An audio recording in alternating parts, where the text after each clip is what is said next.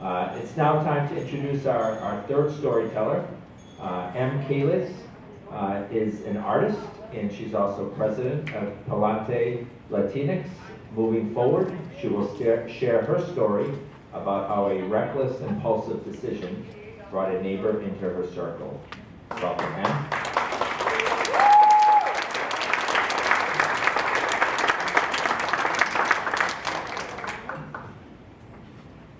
Very short people. Hello. This is nerve-wracking. So several years ago, I was going through some shit. I was I was depressed. I was sad. I was lonely, and I was feeling particularly reckless. And I also happened to have a decent amount of money in my bank account. So naturally, I decided that I wanted to buy myself a motorcycle, which was crazy because I had zero experience with motorcycles. I had never been on one, I never rode one, I never really been around them. I didn't even really know anybody that owned a motorcycle.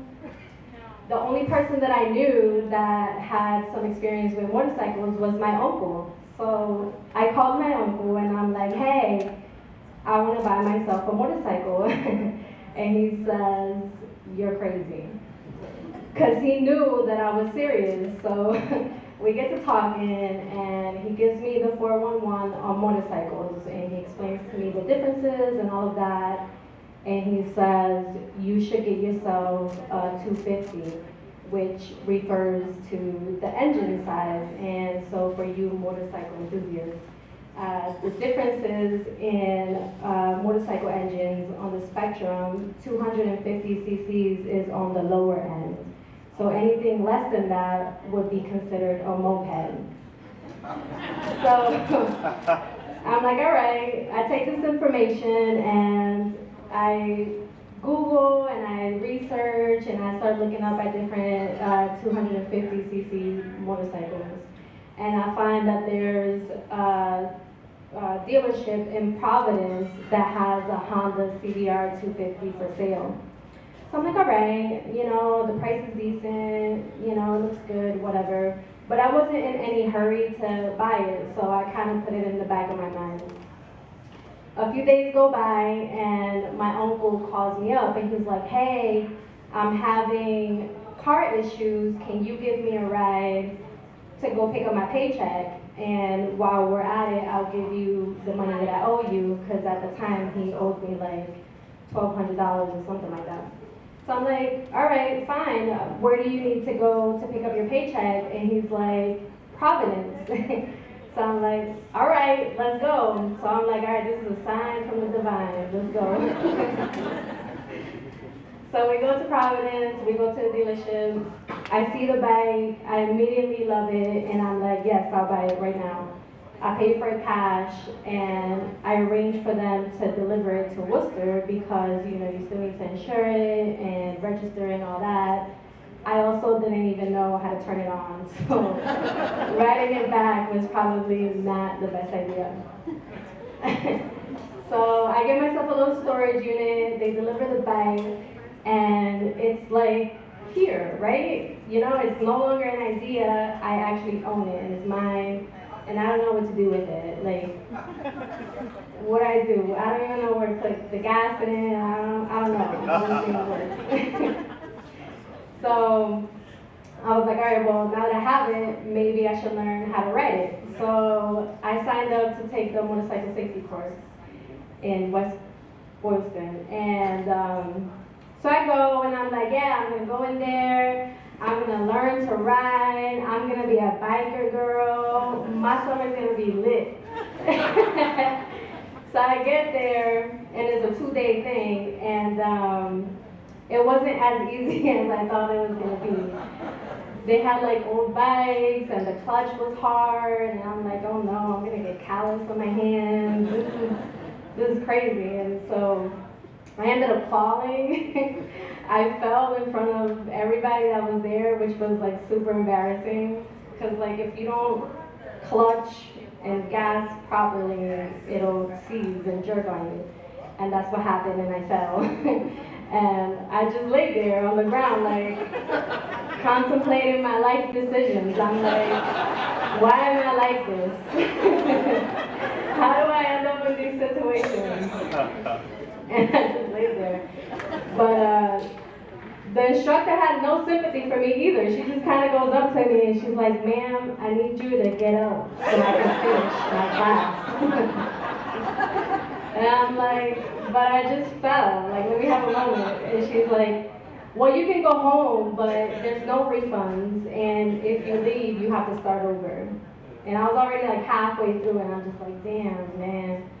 So I'm like, you know what? I already paid for this class. I'm halfway through. I own this thing. I need to learn how to ride it. So I'm like, I'm going to learn how to ride my bike. So I get up, I finish the course, I get my license, I know how to ride it, I know how to do everything from pouring gas, turning it on, all that. I know how to function it. So I know how to ride it, but now I don't have the courage to ride it. Now I'm just like, damn, I'm like really scared to ride this thing. Like, this is really dangerous. Not like until I took the class, I had not appreciated the amount of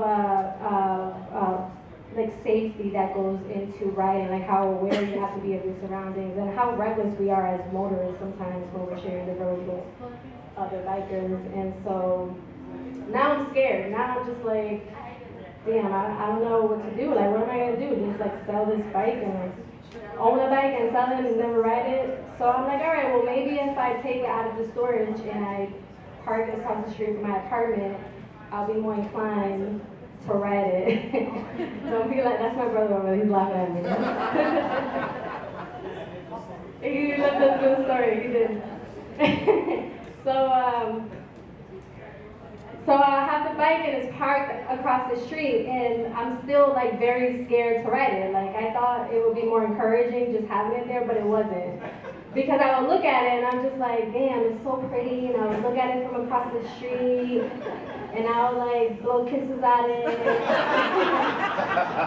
And I'm like, all right, I'm gonna go and I'm gonna ride it right now. And I would go and I'll turn it on, I'll get on it, and then I'll turn it off and I'll go back inside. I'm like, I'm not ready to do this at all. And sometimes I would take, my brother would live down the street from me. I would take it down the hill and I would come back up. But like, that was the extent of my bike riding. And my uncle would sometimes take me to like a parking lot somewhere and I would just do circles. It was ridiculous. And so my neighbor, one of my neighbors, he's watching me be crazy. Like, he's like, you have this bike, what's wrong? Like, is it broken or what? And I'm like, no, I'm the broken one because I don't know how to ride it. I'm just like really scared to ride it. And just the thought of it, like, I would just like start shaking. I'm just like, oh my God, I'm gonna get hit by a car. Like, it's just, I'm gonna drop it and whatever. That's just worst case scenario. So one Saturday afternoon, I'm just kind of, by the way, my neighbor, I didn't really know him like that. We would just talk like hi and bye, chat about the weather, if that. I just knew him in passing, but I didn't really know him. So one Saturday, I'm just chilling at home. It's like 12 o'clock, noon time, beautiful summer day, and I'm just sitting down watching TV, and I didn't really have anything to do. And I hear a motorcycle coming up the road, and then it stops in front of my apartment, and I'm like, then I hear the beep, beep, beep, beep, and I'm like, who the hell? And I look out the window, and there's a guy, and he's like waving me to come down, but I didn't recognize him. He had his helmet and his motorcycle gear and whatever. So I go down, and it's my neighbor, and I'm like, what are you doing here? And since when you have a bike? Like, I never saw you with a bike. And he's like, oh, I borrowed it from a friend. And he's like, go get on your motorcycle, we're gonna go riding. And I was like, no. I got stuff to do all day. Like, I got a ton of socks to pair, you don't even know. And he's like, I'm serious. He's like, go get on your bike, go get your helmet, we're gonna go riding. He's like, you're gonna learn to ride your bike today. And I knew, like, deep down that was like my do or die moment. I knew that if I didn't go, I probably would never have been able to take off the training wheels, so to speak. So I did. I got my motorcycle helmet and I got on my motorcycle and I just followed his lead. And we went around the city of Worcester. We're stopping here, we're stopping there. He's like introducing me to his biker friends, you know, and it was like the coolest experience. We go through all the back roads of Worcester. I fell again. We were like, it was the funniest thing. We're riding through like Clark University, like the back roads of Clark University, and so I'm coming up to a stop sign, and I thought he was coming up to say something to me, and I tried to stop, but I didn't pull the clutch in all the way. So my bike, you know, seized and jerked, and we both went down, me and my bike. And my friend, my neighbor, just kind of kept going. He's like, you all right back there? Do you need help? Because I'm trying to pick up my bike, and it was heavy, and I'm like, I'm upset, I'm embarrassed. I'm like, I got this, I'm fine. And at that very moment, I swear, this guy just strolls by on a bicycle, like a bicycle, okay?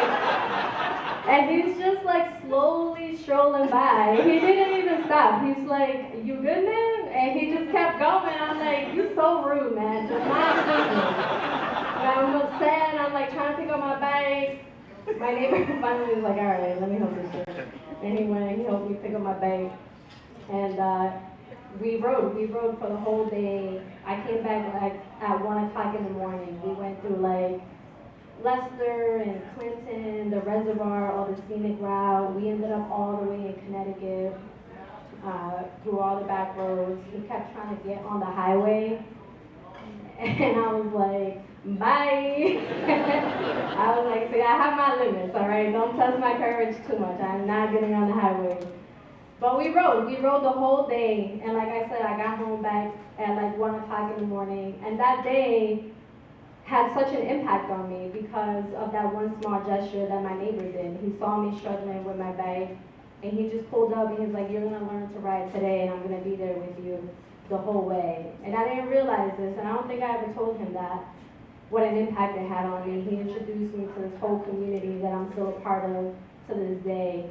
And that day I let go of a lot of things, a lot of fears and insecurities that I had, and a lot of things that were holding me back that I had not realized because of my neighbor's small gesture. Thank you so much.